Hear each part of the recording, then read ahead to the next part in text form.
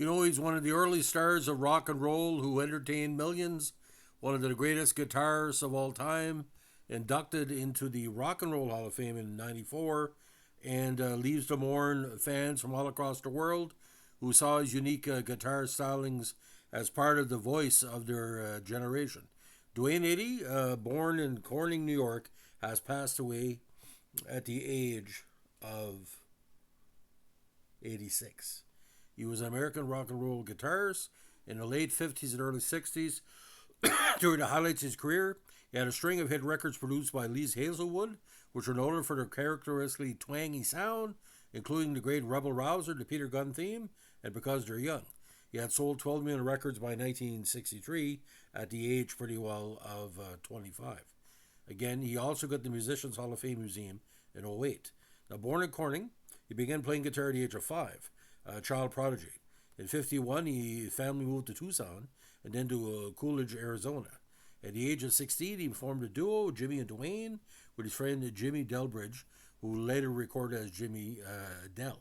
Now, while performing at a local radio station, KCKY, Jimmy and Duane met disc jockey Lee Hazelwood, who produced the duo single Soda Fountain Girl, recorded and released in '75 in Phoenix.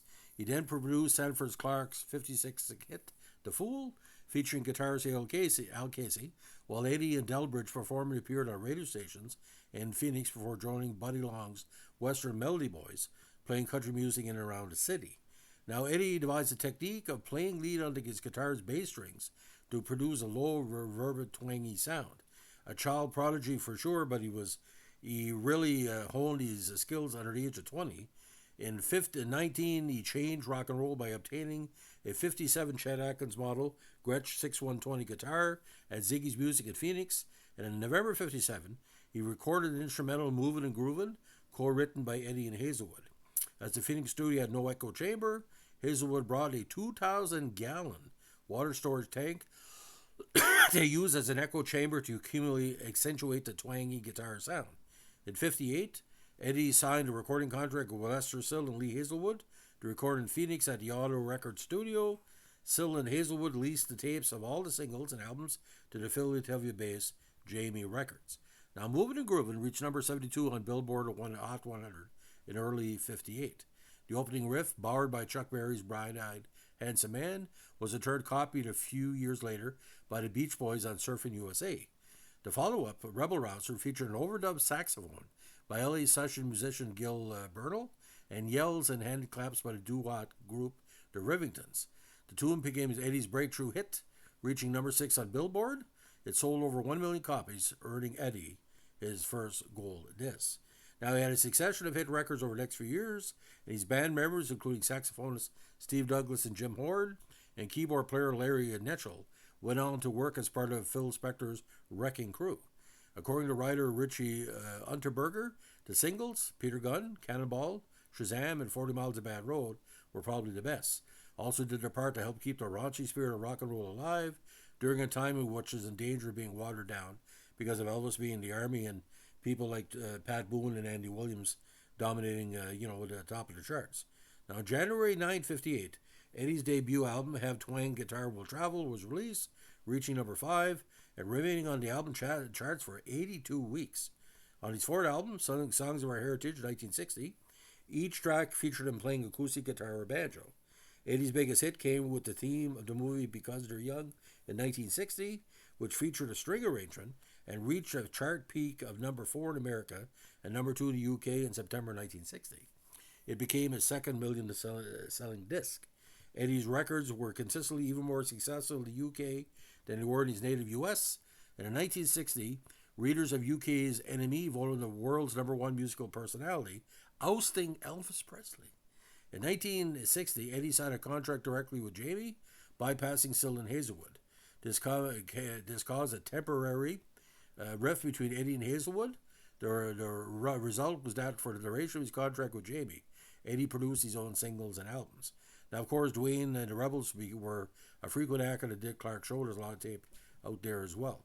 Now, during the 60s, he launched an acting career, appearing in such films as Because They're Young, A Thunder of Drums, The Wild Westerners, Kona Coast, and The Savage Seven, and 2 appearances on a TV series, Have Gun Will Travel. He married singer Jesse Coulter in 61. The same year, he signed a 3-year contract with Paul Anka's production company, Kame, whose recordings were issued by R.C. Victor.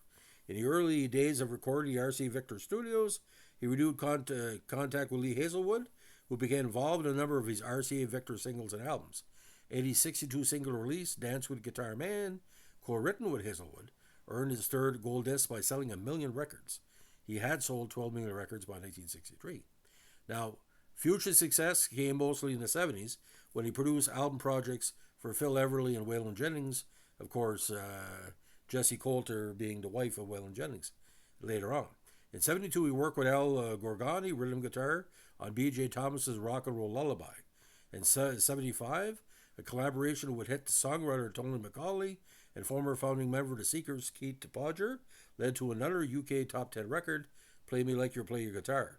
The single You Are My Sunshine, featuring Willie Nelson and Waylon Jennings, hit the country charts in 77. In 86, Eddy recorded with Art of Noise, bringing him to the new generation, remaking his 1960 version of Henry Mancini's Peter Gunn. The song was a top 10 hit around the world, ranking number 1 on Rolling Stone's dance charts for 6 weeks that summer. Peter Gunn did win a Grammy for Best Rock Instrumental of 86. It also gave Eddy the distinction of being the only instrumentalist to have top 10 hit singles in 4 different decades in the UK, although a 75 top 10 hit featured a female vocal group. Now, the following year, Duane Eddy was released on Capitol. Several of the tracks were produced by Paul McCartney, Jeff Lynne, Ry Cooder, and Art of Noise. Guest artists and musicians including John Fogerty, George Harrison, Paul McCartney, Ry Cooder, James Burton, David Lindley, Phil Pickett, Steve Cropper, and the original Rebels, Larry Netchell, and Jim Horn. The album included a cover of Paul McCartney's 79 instrumental Rochester theme. In 1982, Duane Eddy's Rebel Walk was heard in the musical comedy Grease 2, featured as background music at the bowling alley when the T-Birds rushed to face rival Leo Balmudo. Though it was not part of the original soundtrack, it was mentioned in the final credits. In 92, Eddy recorded a duet with Hank Marvin on Marvin's sample Into the Light with a cover version of the Shantae's 63 hit Pipeline. Now, Eddy's Rebel Rouser was also featured that same year in Forrest Gump. Oliver Stone's Natural Born Killers also used The Trembler, a track written by Eddy and Ravi Shankar. Also in 94, he teamed up with Carl Perkins and the Mavericks to contribute Matchbox to the AIDS benefit album Red Hot and Country, produced by the Red Hot Organization. Eddy was also lead guitarist on Foreigner's 95 hit Until the End of Time, which reached the top 10 in the Billboard AC chart.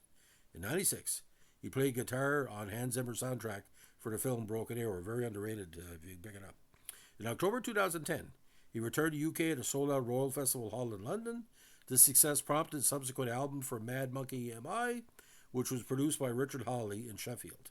The album Road Trip was released on June 20, 2011. Mojo placed the album at number 37 on his list of top 50 albums of 2011, and he also performed at Glastonbury in June 2011.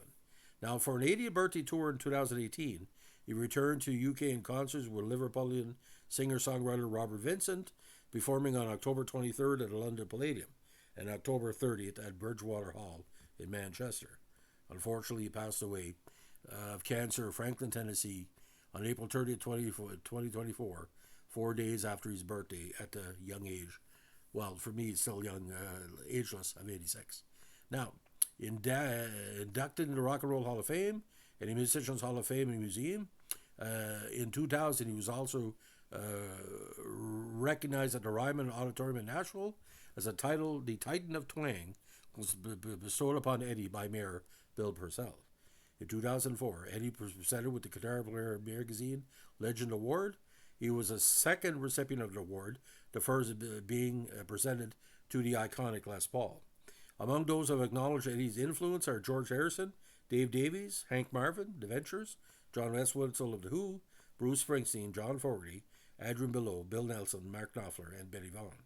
Eddy's favorite guitar, of course, was his 57 Chet Atkins Gretsch 6120 guitar that he bought at Ziggy's in Phoenix in 57, for which he had traded in his gold top Gibson Les Paul standard guitar from the early 50s, plus monthly payments of $17.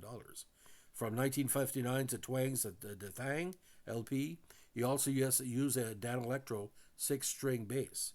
Now, he was the first rock and roll guitarist to have a signature model guitar As in 61, the Guild Guitar Company introduced the Duane Eddy signature models DE400 and the Deluxe DE500. A limited edition of the DE500 model was reissued briefly in 83 to mark Eddy's 25th anniversary in the recording industry. In 97, 40 years after he bought his Gretsch Chet Atkins 6120, Gretsch started production of the Duane Eddy signature model, the Gretsch 6120DE. In 2004, the Gibson Custom Art Historic Division introduced a new Duane Eddy signature Gibson guitar. A new Gretsch G6120D Duane Eddy signature model was released in spring 2011, and in 2008, they released the G612 OTB DE Duane Eddy 6-string bass model. Now, the awards are just tremendous here. Number one musical personality world, 1960, excuse me. Grammy winner, Best Rock Instrumental, Peter Gunn in 86. Grammy nomination, Best Country Instrumental, the Doc Watson album, 92. Rock and Roll Hall of Fame, Rock Walk Induction in 97. Presented with the Chetty Award by Chet Atkins in 2000. Guitar Player Magazine Legend Award, Musicians Hall of Fame Member 2008, and the Mojo Icon Award. Now, studio albums are there from 1958 all the way to 2011. Some interesting stuff in there. The highest charter for a lot of people, again, is Have Twangy Guitar Will Travel, which went number 5 in the U.S., number 6 in the U.K., and of course the Twangs, the Thang, went number 2 in the U.K. Now, the compilations, 1960s $1 million worth of Twang went 5 UK and number 10 in the US. Volume 2 came out in 62 and top 20 in the UK. Now, of course, the compilation Complete UK Hits came out in 2013. Key singles, of course, Rebel Rouser, Ramrod, Cannonball, Peter Gunn, Yep, 40 Miles of Bad Road, Some Kind of Earthquake, Bonnie Came Back, Shazam, Because They're Young, Commotion, Peter Gunn, of course, Pepe, Theme from Dixie, Ring of Fire, from Volume 2 of the Twang, My Blue Heaven, Caravan, Deep in the Heart of Texas, The Battle of the Paladin, Dance With Me, The Guitar Man, and a whole bunch of important songs throughout the years. And Play Me Like You Play Your Guitar from Back with Blue Montana Sky, again, went top 10 in the UK. And of course, the 5 film appearances. I think what Duane Eddy, what really did, he's the link between the Les Paul type of guitar players and the instrumentalists that became popular in the late 50s or early 60s. But he's a big influence on The Who, big influence on the Beatles. I'm going to miss him because when I was growing up, like I said, the rock instrumental was still a factor. And the aspect of him, he had a natural way of playing. And like I said, he could do instrumental, rockabilly, country, surf, rock and roll. He was multifaceted. But ladies and gentlemen, let's just think about this for a second. For 70 years, he was at the top of his game from the age of pretty well 16. And, his life with Jesse Coulter, he did kind of the Eric Clapton, George Harrison with Waylon Jennings when Jesse and her broke up. But Jesse, if I'm not mistaken, I think Jesse had played keyboard for him for a little while too. If someone wants to confirm that, because Jesse was pretty good as well. By the time Jesse and Waylon showed up together on the Johnny Cash show, I think they were pretty well close to being broke up or were broke up. So, but Duane Eddy, you're going to be missed. It's been a tough last few weeks for celebrity fans of athletes and different people that have touched us. But if you have a chance, see Duane Eddy and some of the old tapes. I think UK especially, I think he was on Hullabaloo quite a few times, and a lot of the the radio shows too that talk about it. So Duane Eddy is going to be missed. And ladies and gentlemen, if you have any requests of somebody that passed away recently, if you want us to salute them, we're an all-purpose channel. We do entertainment, we do movies, TV, music, sports. We try to have it diverse as possible. Give us a request, give us a like, comment, subscribe, or share. But Duane Eddy, man, you're going to be missed, and I really can say that we're better as rock and roll fans and pop fans and country fans and rockabilly fans, that you gave so much to us over 70-some years. It's tremendous to know that people like you would give back every thing to get. You mentored a lot of people, and you encouraged a lot of people to take up the guitar, and for that, you not say you're the uncle of the Beatles, but you're pretty freaking close. because Harrison, Lennon, McCartney, and Ringo Starr, and to the other members of the Beatles before that. I mean, Duane Eddy was the guy. I think he was much more respected in the UK than he was in the States, because UK has always been fascinated with classic rock and roll. So, ladies and gentlemen, thanks for listening. And like I said, as we say in Northern New Brunswick, especially during playoff time, keep your stick on the ice. Have a good one. Bye.